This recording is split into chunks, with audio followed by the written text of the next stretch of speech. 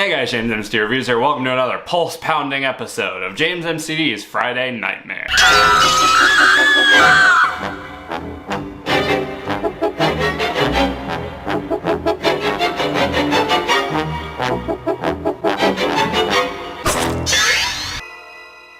And today we're going to be continuing our look at the Nightmare on Elm Street series with Nightmare on Elm Street 2: Freddy's Revenge, released in 1985, directed by Jack Sholder. Rather than continuing from where the first movie left off, this film centers around a whole new cast of victims, led by Mark Patton as Jesse Walsh, a teenager living with his family in the exact same house that Nancy lived in all those years ago. But Freddy Krueger comes back to Elm Street, and this time he's gone past just killing people in their dreams. He's trying to use Jesse as a vessel so that he can get to the real world and kill more people.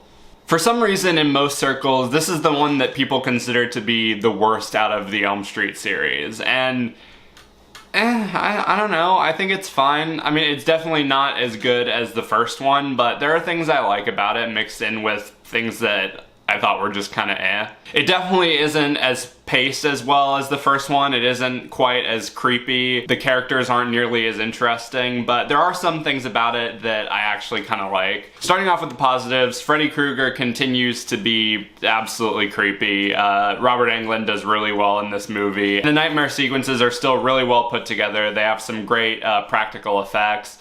My favorite is the one with like Freddy ripping open Jesse's body and like climbing out of him. The scene at the beginning with the bus, like on that like crumbling mountain and everything, it just looks so good. I thought the acting across the board was pretty solid. I think Mark Patton especially, like as Jesse, he really puts his all into this one. You can tell that this is someone who is being driven to the brink, and like you can see him just losing more and more ounces of sanity as his performance goes on. And also the concept in theory is not a bad idea. I do kind of like the idea of, rather as opposed to, you know, just killing people in the dream world, Freddy trying to possess someone to kill people in the real world.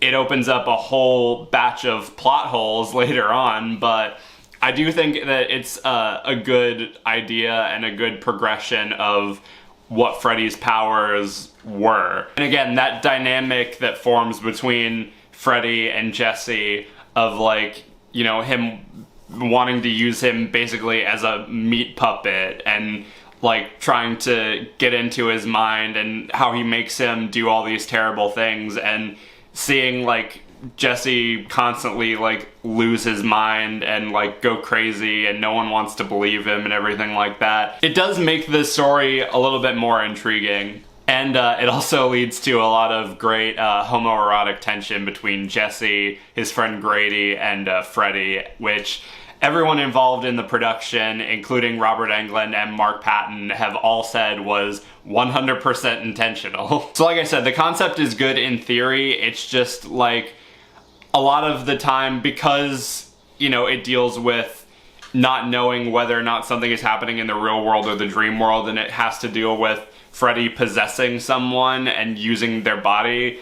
You never quite know, like, a lot of the kills and a lot of the dream sequences are very confusing to follow, because for that exact reason, because you don't know if something is really happening or if it's just a dream. It also seems to imply now that the victim, or whoever Freddy is trying to like use as a vessel, doesn't really have a whole lot of control, whereas like Nancy had to bring Freddy to the real world in the first movie, whereas here he just kind of shows up whenever he wants to. Like I said, the pacing is not as tight as the first movie. When we got to the halfway point and I realized like, all the main characters are still alive somehow, that's how I realized like, they were really stretching this out a lot more than they did the first time around, which maybe that was to build tension, or I don't know, maybe it was just like studio notes that they wanted, I guess, more development on the characters. But even still, it was very much, except for like Jesse and like Lisa, it was very much like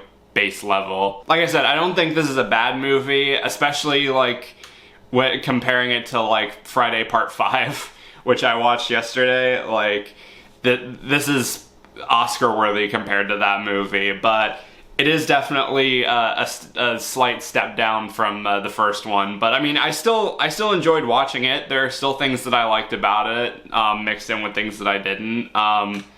And yeah, I thought it was alright. Not the best, not the worst. And if I had to rate it, I'd probably give it a 3 out of 5. And that does it for another episode of the Friday Nightmare. Let me know in the comments what you thought of Nightmare on Elm Street 2. Did you like it? Did you hate it? Did you agree that it's one of the worst in the series? Or did you just think it's kind of okay? Let me know all that stuff down below. And tune in tomorrow because I will be taking a look at... what the fuck is the next one called? And tune in tomorrow because I'll be taking a look at Friday the 13th Part 6, Jason Lives.